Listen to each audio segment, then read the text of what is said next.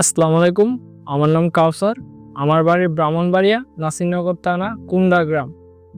আমার ১ম গলা ফুলা দিয়েছিল ১ বছর আগে। তারপরে আমি আপনার এই নাসিরনগর হসপিটালে দেখাইছি, ডাক্তার দেখানোর পরে আমার ঢাকা এমএসি ট্রান্সফার করছে। তারপরে যাতে পরীক্ষা করছে, পরীক্ষা করার পরে আমার টিবি ধরা পড়ছে। টিবি ধরা পরে আমার বলছে যে ব্রেক থেকে ওষুধ খাওয়ার জন্য। তারপরে আমি ৫ মাস ১৮ দিন ওষুধ খাইছি। তারপর খাওয়ার পর আমার কোনো উন্নতি হয় নাই। তারপরে আবার ডাক্তার বলছে মেডিকেল আসার পরে আমার দেখার পরে আমাকে বায়োপসি দিছে।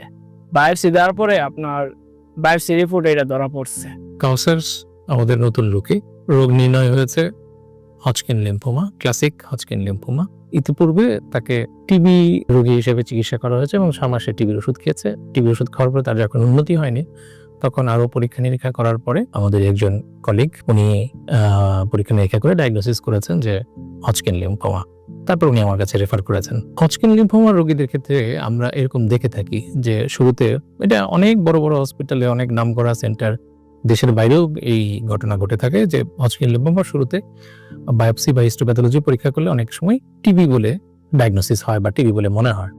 এর কারণ হচ্ছে দুটার হিস্টোলজিক্যাল ফিচার খুব কাছাকাছি, একটা টিবি এবং হজকিন লিম্ফোমার। এই জন্য বিভিন্ন স্টাডিতে আছে যে কোথাও কোনো দেশে আছে এটা 25%, কোনো দেশে 30% ক্ষেত্রে ডিসক্রিপেন্সিটা হতে পারে। তো এটা আবার এটা নিয়ে একটু বেশি সমালোচনা মুখর হওয়ার দরকার নেই। আমি সেই অর্থে এটা বলছিও না, আমি বরং বলছি যে যেটা সাধারণ মানুষ সচেতন হওয়ার জন্য যে টিবি ডায়াগনোসিস অনেক সময় ভুল হতে পারে। একটা লিম্ফোমা রোগী টিবি হয়ে যেতে পারে, টিবি হিসেবে ডায়াগনোসিস হতে পারে। আবার এই যে টিবি রোগী কেউ ভুল করে লিম্ফোমা বলে ফেলতে পারে, তবে এটা সংখ্যা খুব কমই থাকে।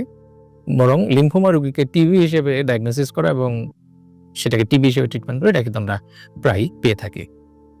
তো সেই ক্ষেত্রে আমাদেরকে যেটা করতে হবে সেটা হচ্ছে ফার্দার ইভ্যালুয়েশনগুলো করতে হবে এবং খুব ভালো হয় যদি সামান্যতম সন্দেহ থাকে তাহলে যে লিম্ফ নোডের যে পরীক্ষাটা আছে সেই হিস্টোপ্যাথোলজি পরীক্ষাটা সেটা করার পরে যদি একটা ইমিউনোহিস্টোকেমিস্ট্রি করা যায় তাহলে এটার ডায়াগনোসিসটা আরো একটু কনফার্ম হয়।